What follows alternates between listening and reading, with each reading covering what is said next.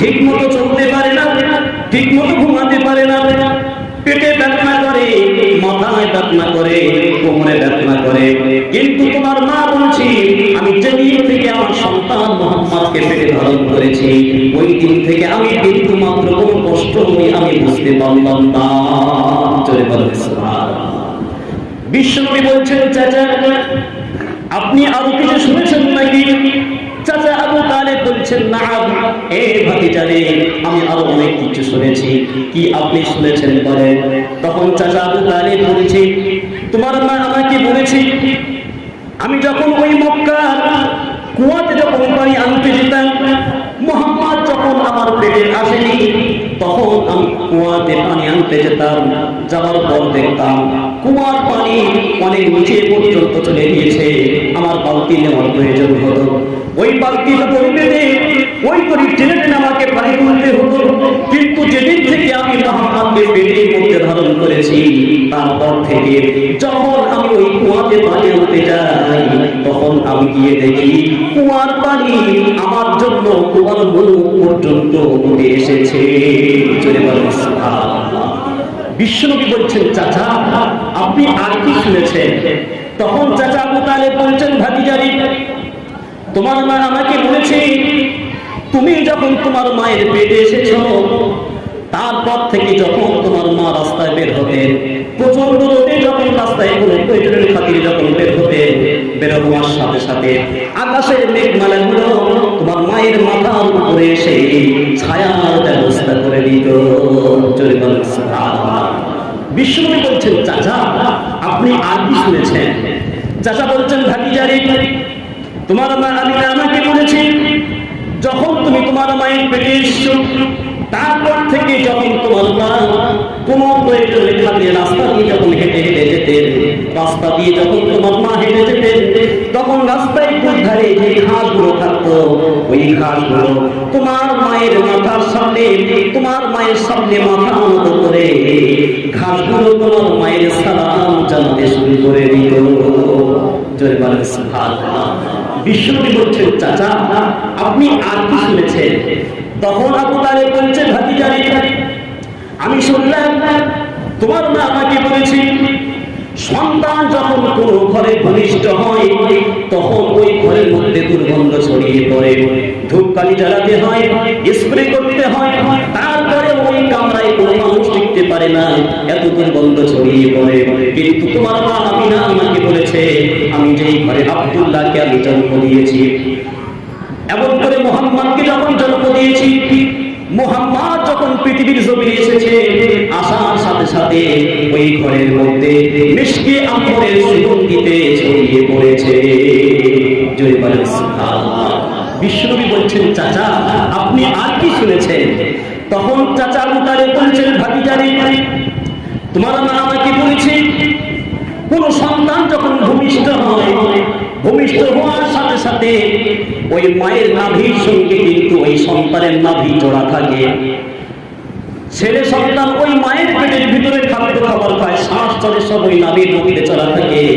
কিন্তু আমি আমিনা বলছি, যখন আমি মুহাম্মদকে আমি যখন জন্ম দিলাম, মুহাম্মদকে জন্ম দেওয়ার পর দেখছি মুহাম্মদ নাভি কাটা অবস্থায় জন্মগ্রহণ করেছে। জয় বলেন সুবহানাল্লাহ। কলকাতায় পাঁচসারকা, জানো তো পাঁচসারকা, ওখানে একটি নার্সিং হোম আছে। তো নার্সিং হোমে একজন ডাক্তার বাবু বলছেন, আমি বাচ্চা সিজার করছি, সিজার করা কমপ্লিট, বাচ্চা আমি হাতে পেয়ে গিয়েছি। বাচ্চা হাতে পাওয়ার পর আমি দেখলাম মায়ের নাভির সঙ্গে বাচ্চার নাভি এখন জুড়ে আছে। যখন জুড়ে আছে, এখন আমি নাভি কাটেননি, তখন আমি বাচ্চার নাকে আমি হাত দিয়ে দেখছি বাচ্চা নিঃশ্বাস নিচ্ছে কিনা। আমি দেখলাম বাচ্চা নিঃশ্বাস নিচ্ছে না, তার মানে ওই নাভির মধ্যে থেকে চলছে। তারপর ডাক্তারবাবু বলছেন, আমি কি করলাম, দুটো কামড়ে নিয়ে দুই দিক থেকে এরকম চেপে দিয়ে মাঝখান থেকে যখন আমি ওই নাভি কেটে দিলাম, সাথে সাথে আমি দেখলাম বাচ্চার নাকে হাত দিয়ে আঙুল দিয়ে দেখলাম বাচ্চার নাক থেকে নিঃশ্বাস চালু হয়ে গিয়েছে। জোরে বলুন সুবহানাল্লাহ। বিশ্বনবী সাল্লাল্লাহু আলাইহি ওয়াসাল্লাম নাভি কাটা অবস্থাতে পৃথিবীতে এসেছিলেন। বিশ্বনবী বলছেন, চাচা আপনি আরো কিছু শুনেছেন নাকি? চাচা বলছেন ভাতিজা রে, তোমার মা আমিনা আমাকে বলেছে যখন পৃথিবীতে কোনো সন্তান ভূমিষ্ঠ হয়, ছেলে সন্তান যখন আসে তখন তাকে খাতনা করাতে হয়, মুসলমানি করাতে হয়। কিন্তু আমি মা আমিনা বলছি, আমি যখনই আমি মুহাম্মদকে জন্ম দিলাম, আমি দেখলাম মুহাম্মদ ওই খাতনা অবস্থাতে মুসলমানি অবস্থাতে পৃথিবীতে এসেছে। সুবহানাল্লাহ। বিশ্বনবী বলছেন চাচা আপনি আর কিছু শুনেছেন? তখন চাচা বলছেন ভাতিজা রে, আমি শুনলাম তোমার মা আমাকে বলেছি সন্তান যখন পৃথিবীতে ভূমিষ্ঠ হয়, ভূমিষ্ঠ হওয়ার সাথে সাথে ওই সন্তানের গায়ে পানি লেগে থাকে, রক্ত লেগে থাকে, থাকে না, পানি লেগে থাকে, রক্ত লেগে থাকে, ওগুলোকে পরিষ্কার করতে হয়, ডেটল দিয়ে সাবলন দিয়ে ওগুলো ক্লিন করে পরিষ্কার পাক পবিত্র করতে হয়।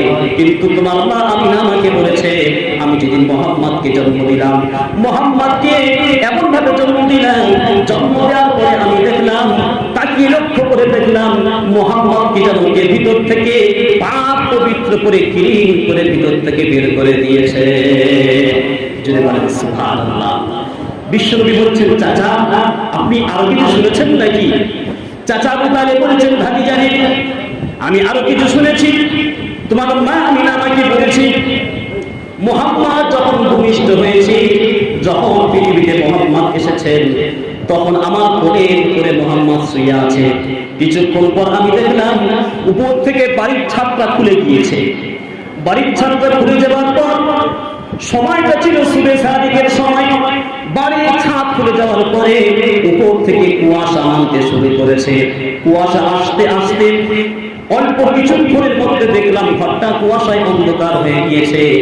তারপরে হঠাৎ উপর থেকে গাইবে আওয়াজ এসেছে, গাইয়িবু হাযাদ দুফ, এই সন্তানকে গান থেকে গায়েব করে দাও, কিছুক্ষণের জন্য মায়ের চোখের আড়াল করে দাও।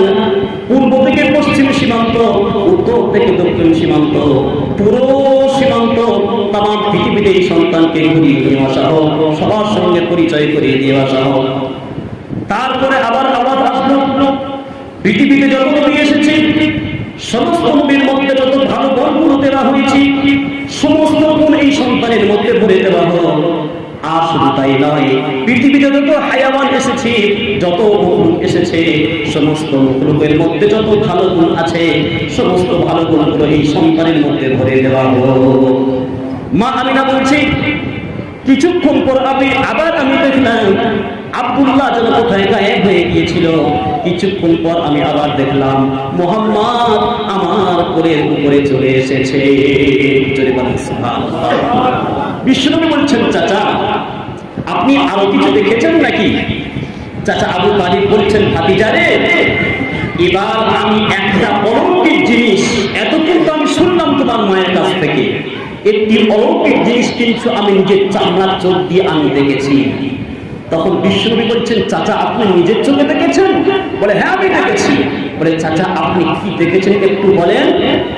চাচা আবু তালেব বলছেন ভাতিজা রে, যখন তুমি জন্ম নিয়েছো সময়টা ছিল সুবে সাদিকের সময়, কিছুক্ষণ পর যখন সূর্য উদিত হয়েছে, সূর্য উদিত হয়ে যাওয়ার পর আমরা তোমাকে নিয়ে ঘরের মধ্যে আমরা রেখে দিলাম, যাতে করে সূর্যের ওই প্রচন্ড রোদ তোমার গায়ে স্পর্শ করতে না পারে, এজন্য করে ঘরের মধ্যে রেখে দিলাম। সন্ধ্যা যখন হয়েছে, সূর্য যখন অস্ত চলে গিয়েছে, তখন আমরা কি করলাম, তোমাকে নিয়ে ওই খোলা আকাশের নিচে আমরা রেখে দিলাম। আকাশের মুক্ত বাতাস খাওয়ানোর জন্য আমরা রেখে দিলাম। আকাশের চাঁদ উঠে গিয়েছে, আমি আবু তালেব ওখানে ছিলাম। কিছুক্ষণের মধ্যে দেখলাম চাঁদের দিকে, আমি তাকিয়ে দেখলাম চাঁদটা আসমানের দিকে, চাঁদটা আসমান থেকে জমিনের দিকে নামতে শুরু হয়েছে। আমি দেখলাম চাঁদ নামছে নামছে নিচের দিকে নামছে, নামতে নামতে তুমি মুহাম্মদ শুয়ে আছো, তোমার দিকে আসছে।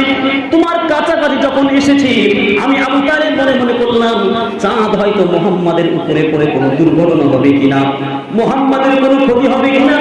এজন্য করে আমি আবু তালেব চিৎকার করে বললাম। কিছুক্ষণ পর আমি দেখলাম চাঁদ তোমার গায়ের উপরে পড়েনি, চাঁদ তোমার কাছাকাছি এসে থেমে গিয়েছে। তুমি যেমন ওই ছোট্টবেলায় যেমন হাত পা মেরে মিলে যেমন খেলা করছিলে, আমি চাঁদকে লক্ষ্য করে দেখলাম চাঁদ তোমার হাত পা নাড়ার ইশারায় তোমার সঙ্গে ড্যান্স করা শুরু করে দিয়েছিল। জোরে বলেন সুবহানাল্লাহ।